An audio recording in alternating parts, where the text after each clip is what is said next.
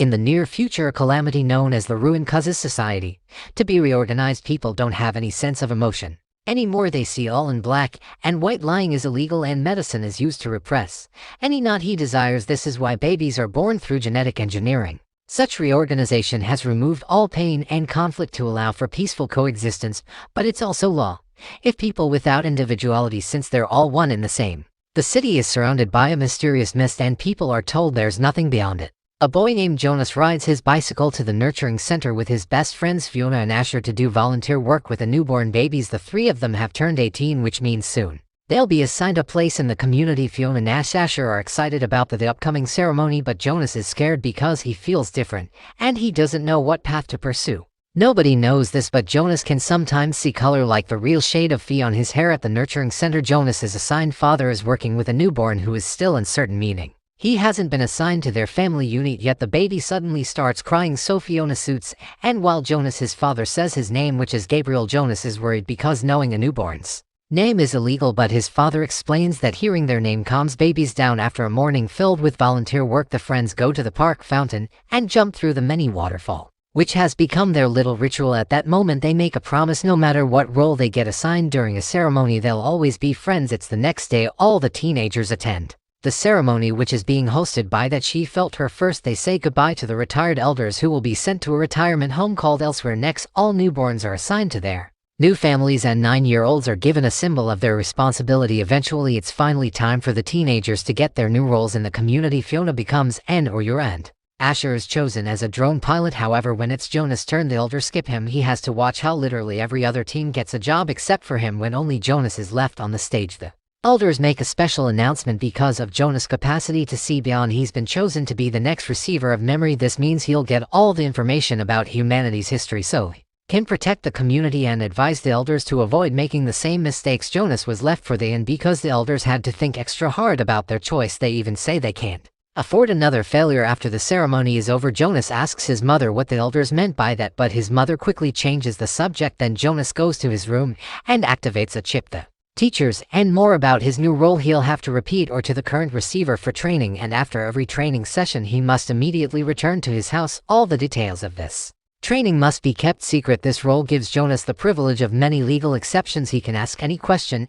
and lie without being seen as rude, and aside from the daily anti-desire injection, he mustn't take any medication, especially those that stop paying. The following day, Jonas puts on his new uniform, which makes him look different from everyone. He rides his bike to the edge and enters a lonely house where he meets the current receiver of memories. Since he'll be passing the memories to Jonas to be the new receiver, the old man says he's now the giver. The man explains that Jonas' training will be receiving humanity's history and learning to guide the elders, then makes him sit across from him. Jonas notices a mark on the giver's wrist which matches the one he has. The giver makes a move until they're as close as possible and takes Jonas' hands, causing him to start having visions. He suddenly feels cold and a shock to see snow, which he never saw before. There's a sled nearby, so he tries taking a ride, only to stop when he spots a house with a happy family singing a Christmas song. Before he can learn more, John disappears back in the giver's room. Apparently this is all for the first day, but the giver promises that there's much more to the world than people think. In the evening, the mother says there's something a little different about Jonas. At that moment, the father comes home with Gabriel because the baby needs help to catch up on his development. Jonas notices Gabriel has the same mark on his wrist and can guess what will be his future. Then next day, the giver announces they'll learn more about color. The giver shares that his first color was yellow, and Jonas tells him about the reed, a few on his hair. Then the giver sends Jonas into another memory, and this time he can see lots of wonderful colors in the sky. It seems this is the first time he gets to look at a sunset. When Jonas returns to reality, he's shocked to see colors in the room, although some of them are still a bit muted. It's explained that the elders decided to get rid of colors because it encouraged envy, but as Jonas advances with his training, he'll see more colors and in brighter tones. When Jonas looks out the window, he's surprised to see a wonderful tree among the mist and realizes that they were lied to about there being nothing beyond the mist. The following morning, Fiona finds Jonas laying on the grass and watching the search findings. He's amazed by all the colors he can see now, but Fiona of course doesn't get it. The teens dare to hold hands only to be interrupted by Asher, who invites them to watch the drones fly. The group moves to the best viewing point and Asher shares that in his new job he's seen elsewhere. It turns out it's just a few farms with houses, but he also saw 2 huge rocks that formed a triangle. Next, Fiona and Asher ask Jonas about his job, but since he isn't allowed to answer, he wants to show them a trick. Not taking him seriously, Asher goes back to his own training, but Fiona follows Jonas' instructions. They grab some trays and sit on them, then they push themselves down from the viewing point to the grass as if they were on sleighs. Both teams laugh as Jonas helps Fiona to her feet, but the community radio reminds them that it's rude to touch people outside their family unit. Meanwhile, the chief elder meets with the Giver to discuss Jonas, because he was caught almost sharing his training with his friends. However, the Giver says that this is inevitable and that he used to do it too when he was young. Angry that she felt her, tells the Giver to behave, reminding him of what happened to the last receiver. Sometime later, during another training session, the Giver hands Jonas a bunch of books for him to read. During the process, a map falls out and Jonas sees it shows their world with a border on it called the Boundary of Memories. Jonas realizes that if a receiver crosses the boundary, then all the memories of the world would be set free. Then the Giver takes him to the basement of reveals he has a piano, which fascinates Jonas because he never heard music before. The Giver starts playing as he explains that the morning injections remove people's ability to feel emotions. When the Giver grabs Jonas' hand, he has another vision. There's an old-timey wedding going on full of food, music, and dancing. People are clearly happy and feel connected with each other. Once he reappears in the real world, Jonas realizes he feels lots of new emotions like he never felt before. The next morning, Jonas tries teaching his sister how to dance. However, their parents catch them red-handed and are disturbed by the activity. Suddenly, they receive a hologram message from the chief elder, who was wondering if Jonas is being trained properly. Jonas assures or that he isn't, lies, saying he and the Giver sit together and just talk. Then Jonas leaves for training, but instead of taking the injection, he grabs an apple. Once he's gone, that she felt her, asked the mother to keep a close eye on her son. Days pass and the Giver continues to show Jonas all kinds of memories from the old world. Jonas gets to see how different people could be and learns about concepts like culture, art, and religion. He also learns about the animals that used to coexist with humans. The Giver makes sure to touch every important historical milestone. Jonas slowly understands how the old world was richer and more complex. All this also helps him see better colors in a city. After a few weeks of training, the Giver announces Jonas is finally ready to no pain. He grabs Jonas' hand and shares the memory of some poachers killing an elephant, which leaves Jonas crying for the first time. When he returns to reality, the Giver comforts but also warns him that it will get worse. That night, Jonas can't sleep and decides to come for Gabriel instead, holding his wrist to show him some memories of animals. Gabriel sees it all, confirming he'll be a receiver in the future. Afterward, Jonas watches Fiona the window, and as he falls asleep, he sees the two of them kissing. The next day, Jonas tells the Giver about this, expressing his confusion because that memory didn't happen. The Giver explains that Jonas had his first dream, which is a combination of reality and fantasy. He also points out that Jonas is finally starting to feel love. Sometime later, Jonas goes bicycle riding with Fiona and can't stop thinking about the concept of love. She tries to ask him about his job, but this time he knows not to try anything weird and avoids the questions. After work at home, Jonas asks his family about love, but they just say it's an old concept that no longer has an application. After dinner, Jonas tucks Gabriel in and tells him that he loves him as he shares a few more happy memories. The next day, Jonas arrives at the Giver's house only to find him on the floor. He immediately rushes to help him, and a Giver tries to stop him, but it's too late. Memory puts Jonas in the middle of a battlefield, and next to him there's a man bleeding to death. There is violence, blood, and death all over the place. Jonas then fires his gun, supposedly killing someone. Soon Jonas wakes up and is horrified by all this pain, grief, and suffering he just experienced. The Giver tries to explain Jonas wasn't supposed to see that yet, and that this training is precisely done to prevent another war, but Jonas has taken too much and announces he can't do this anymore, so he leaves. Watching him go reminds the Giver of the time Rosemary left him to. As Jonas crosses the park, he realizes he can't just go back to his old self because he is all this knowledge that makes him see everything different. Asher notices he's acting weird and tries to check on him, but Jonas ignores them. However, he does react when Fiona approaches him and admits he stopped taking his injections. He also confesses he wants to quit his job. Jonas encourages Fiona to stop taking the injections too and asks her to meet him tomorrow with the fountain. Later, Jonas returns to the Giver's house and finds him in the basement watching a memory of Rosemary and his younger self at the piano. The Giver explains that Rosemary was his daughter and she was supposed to be the next receiver. However, when he showed her a memory of a mother losing her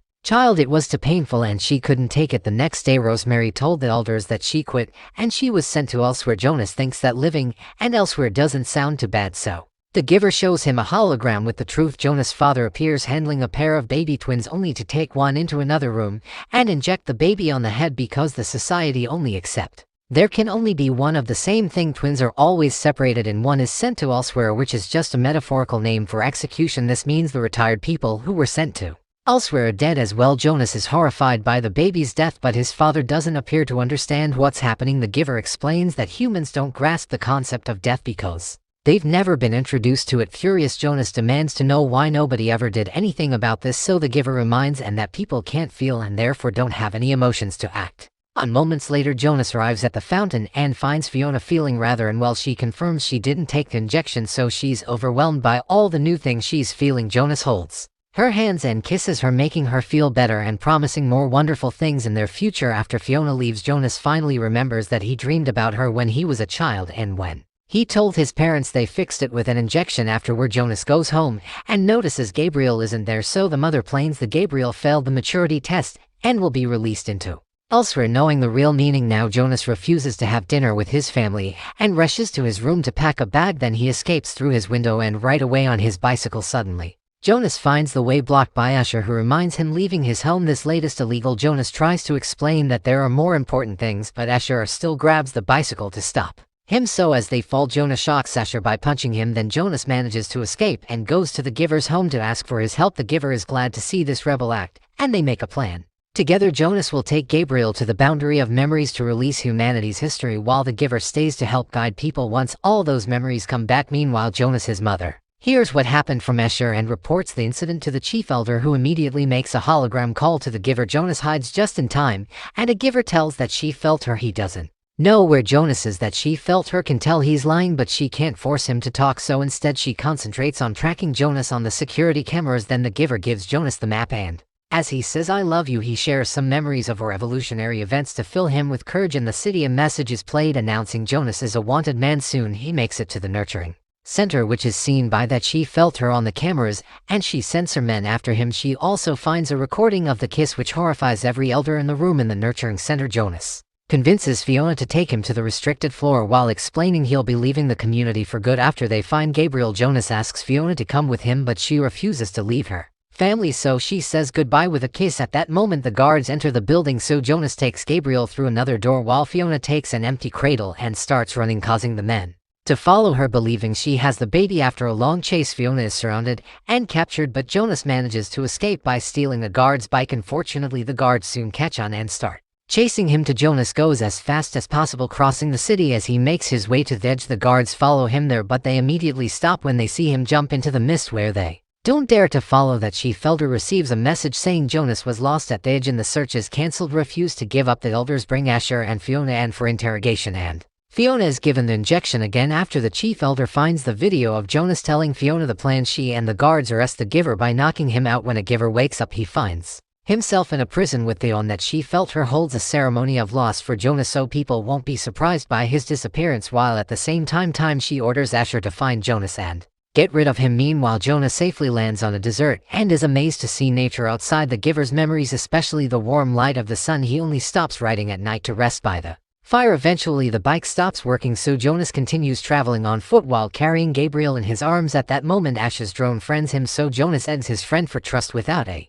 word, Asher starts chasing Jonas and Gabriel with his drone until it's close enough to pick them up. Asher guides the drone to the river and drops the boys in the water, hoping this will help them escape while still looking like they're dead. Once Asher sees the duo is okay, he takes the drone away and tells the chief elder that he successfully finished his mission, which is the first lie he ever told. Minutes later, Jonas and Gabriel leave the river to continue traveling under the harsh sun. Jonas thinks about Fiona to get strength to keep going. Speaking of Fiona, she's visited by Jonas, his mother, who informs her she'll be sent to elsewhere. Desperate, Fiona starts sharing all the wonderful things Jonas taught him, saying humanity has been robbed. Eventually, Jonas and Gabriel leave the desert and make it to the snowy mountains. While dealing with a bitter cold, Jonas takes out the map and starts looking for a tower, but he can't see anything and passes out. Back to Fiona, she's taken to the chamber room where she'll be released, so the giver joins the watching elders and beg them to end this unnecessary drama. However, the chief elder refuses, reminding the giver that love only brings jealousy, hate, and violence because people are weak and selfish. At that moment, Jonas wakes up because Gabriel is crying buried in the snow.